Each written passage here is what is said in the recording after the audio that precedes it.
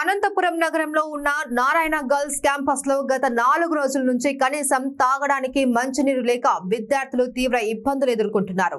విద్యార్థులకు మంచినీరు సౌకర్యం అలాగే ఇతర మౌలిక సదుపాయాలు కల్పించాలి అని విద్యార్థినులు ఎస్ఎఫ్ఐ ఏఎస్ఎఫ్ బీసీ విద్యార్థి సమైక్య నాయకులు నారాయణ కళాశాల ఎదుట ధర్నా కార్యక్రమం నిర్వహించారు.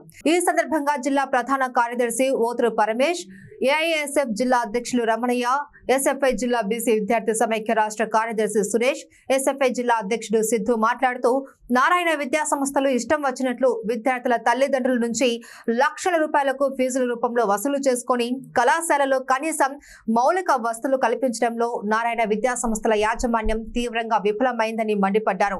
దీనికి నిదర్శనం అనంతపురం నగరానికి కూతవేటు దూరంలో ఉన్న వైవి శివారెడ్డి బిల్డింగ్ లో గల నారాయణ గర్ల్స్ క్యాంపస్ అని చెప్పారు.